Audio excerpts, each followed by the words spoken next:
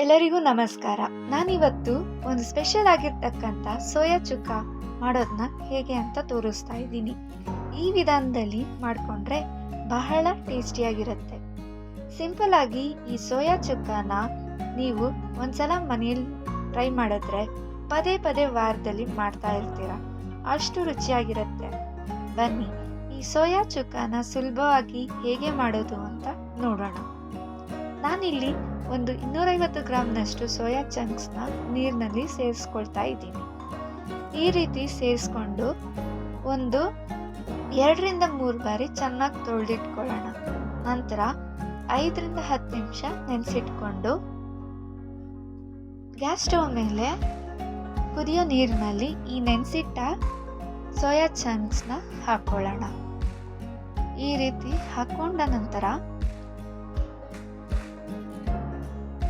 ಒಂದು 2ರಿಂದ 3 ನಿಮಿಷ ಚೆನ್ನಾಗಿ ಬೇಯಲಿಕ್ಕೆ ಬಿಡೋಣ. 2ರಿಂದ 3 ನಿಮಿಷ ಆದಮೇಲೆ ನೀರನ್ನ ಸಪ್ರೇಟ್ ಮಾಡ್ಕೊಂಡ್ಮೇಲೆ ಈ ರೀತಿ ಕಾಣಿಸುತ್ತೆ ಸೋಯಾ ಚಂಕ್ಸ್. ನಂತರ ಒಂದು ಬಾಣಲೆಯಲ್ಲಿ 3 ಟೇಬಲ್ ಸ್ಪೂನ್ ಅಷ್ಟು ಎಣ್ಣೆ ಹಾಕ್ಕೊಂಡು ಸಾಸಿವೆ 1 ಟೇಬಲ್ ಸ್ಪೂನ್, ಅದಾದ ನಂತರ ಮೆಣಸಿನಕಾಯಿ, ಹಸಿ ಮೆಣಸಿನಕಾಯಿ ಒಂದು 3ರಿಂದ 4, ಒಂದು 4ರಿಂದ 5 ಈರುಳ್ಳಿಗಳನ್ನ ಕಟ್ ಮಾಡ್ಕೊಂಡಿದ್ದೀನಿ, ಅದನ್ನ ಇದರಲ್ಲಿ ಹಾಕ್ತಾ ಇದ್ದೀನಿ. ಇದು ಕೆಂಪಗಾಗೋವರೆಗೂ ಬೇಯಿಸ್ಕೋಬೇಕು ಚೆನ್ನಾಗಿ. ನಂತರ ಇವಾಗ ಕರ್ಬೇವು ಸೊಪ್ಪನ್ನ ಹಾಕೊಂಡಿದ್ದೀವಿ.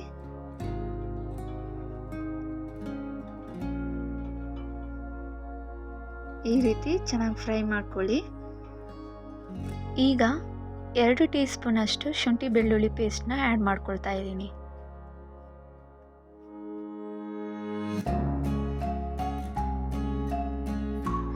ಈಗ ನಾನು 3 ಟೀ ಸ್ಪೂನ್ ಅಷ್ಟು ಚಿಲ್ಲಿ ಪೌಡರ್ನ ಹಾಕೊಳ್ತಾ ಇದ್ದೀನಿ.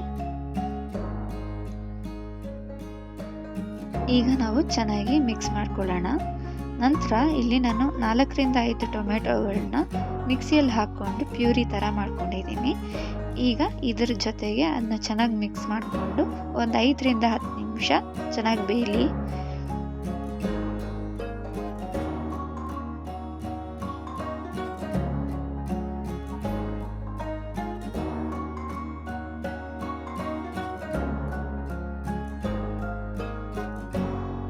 ಈಗ ನಾವು ಸ್ವಲ್ಪ ಕೊತ್ತಂಬರಿ ಸೊಪ್ಪನ್ನ ಹಾಕೊಳ್ಳೋಣ.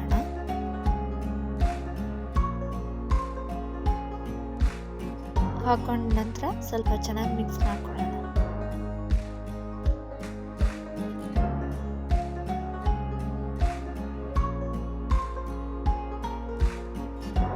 ಈಗ ನಾವು ರುಚಿಗೆ ತಕ್ಕಷ್ಟು ಉಪ್ಪನ್ನು ಹಾಕ್ಕೊಂಡು ಚೆನ್ನಾಗಿ ಮಿಕ್ಸ್ ಮಾಡ್ಕೊಳ್ಳೋಣ. ಈಗ ನಾವು ಸ್ಲೋ ಫ್ಲೇಮಲ್ಲಿ ಇದನ್ನು ಇಟ್ಕೋಬೇಕು.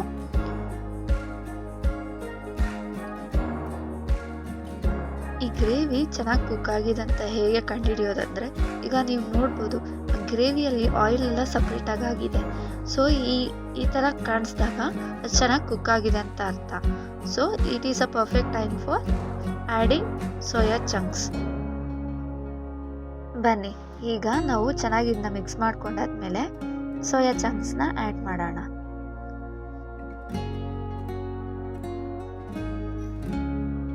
ಬಾಯ್ಲ್ ಮಾಡಿರುವಂಥ ಸೋಯಾ ಚಂಕ್ಸ್ನ ಇವಾಗ ಇದರಲ್ಲಿ ಹಾಕ್ಕೊಂಡು ಚೆನ್ನಾಗಿ ಮಿಕ್ಸ್ ಮಾಡ್ಕೊಳ್ಳೋಣ.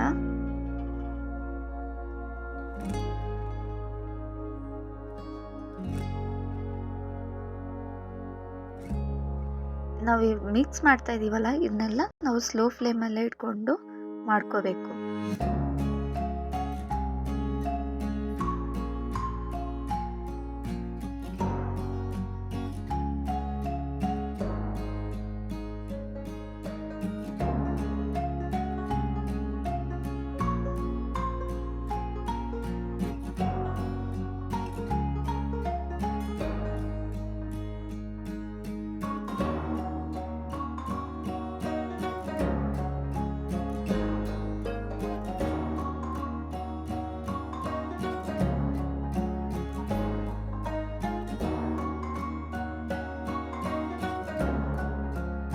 ಚೆನ್ನಾಗಿ ಮಿಕ್ಸ್ ಮಾಡ್ಕೊಂಡಾದ್ಮೇಲೆ ಈಗ ನಾವು ಫೈನಲ್ ಆಗಿ ಕೊತ್ತಂಬರಿ ಸೊಪ್ಪನ್ನ ಆ್ಯಡ್ ಮಾಡ್ಕೊಳ್ಳೋಣ. ಆ್ಯಡ್ ಮಾಡಿ ಮಿಕ್ಸ್ ಮಾಡ್ಕೊಳ್ಳೋಣ.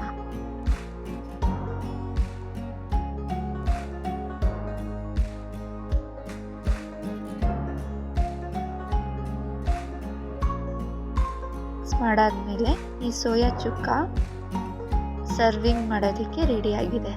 ನಾನು ಟೇಸ್ಟ್ ಮಾಡಿದಾಗ ಬಹಳ ಟೇಸ್ಟಿಯಾಗಿತ್ತು, ರುಚಿಯಾಗಿತ್ತು. ನೀವು ಟ್ರೈ ಮಾಡಿ, ಶೇರ್ ಮಾಡಿ.